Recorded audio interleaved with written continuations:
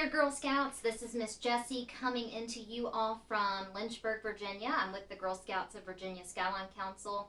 I am so thrilled to have you here with me today. We are going to quickly take a look at steps 1 and 2 for this workshop series, and I'm going to help you earn your Locavore badge. So I've got, let me sit down so you can see I've got steps 1 and 2 listed on our whiteboard. So step 1 will include exploring the benefits and the challenges of eating local. And then step 2 will be find your local food sources. So let's go ahead and start or talk a little bit about what the term locavore means. Some of you may already know, but basically locavore is a fancy word for eating as many locally sourced items as possible. It's really a diet and lifestyle. And so it's just a fancy word, but that's really truly what it is taking a look at some of the best practices and sustainability pieces in supporting local businesses and farmers in your area. So we're going to start with some of the challenges and then go into the benefits of eating local.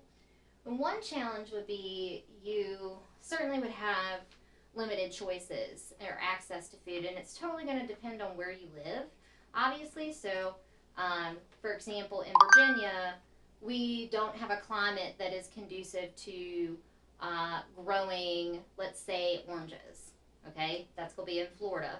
And so, you can't have 100% lifestyle in being a locavore. You are going to have to pick up some items from the grocery store, but that's just one example. And then we have shorter growing seasons here in Virginia. So depending on the type of farm or community supported agriculture program, you may have a greenhouse and you may be able to get, let's say, spinach and kale, which is a cool season crop. You may be able to get that all year long if they have greenhouses. So just keep that in mind as well, is, some of the items will still have to come from the grocery store. And then it's extra work. That's another challenge, especially now with COVID-19. It's extremely challenging.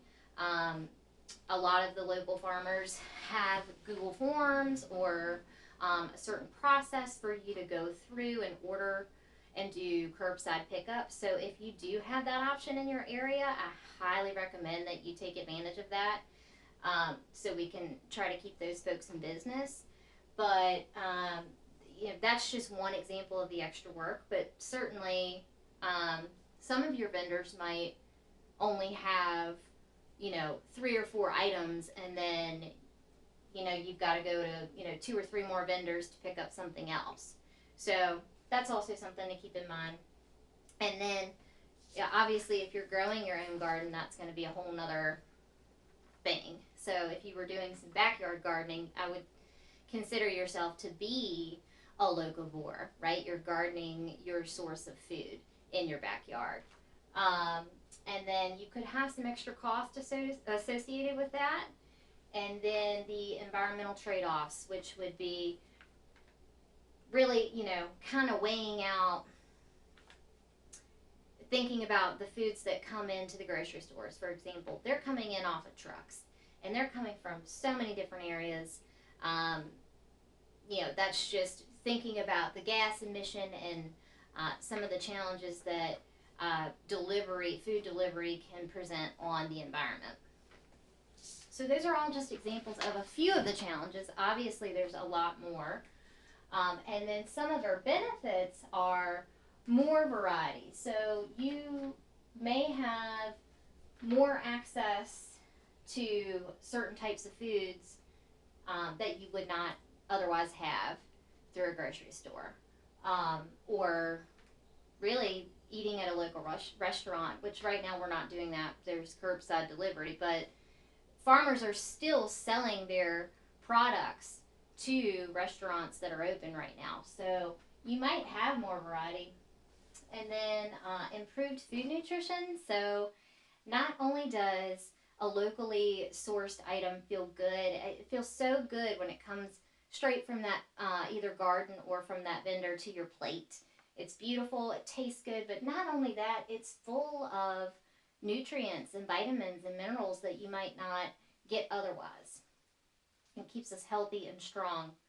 And then food safety and security is another benefit. So if you're purchasing your food from a local source, I'm going back to the tractor trailer example, that's less places that your food has to travel to, which means less hands and people that are handling what you're consuming. So you're less likely to contract some sort of foodborne illness or any other type of illness.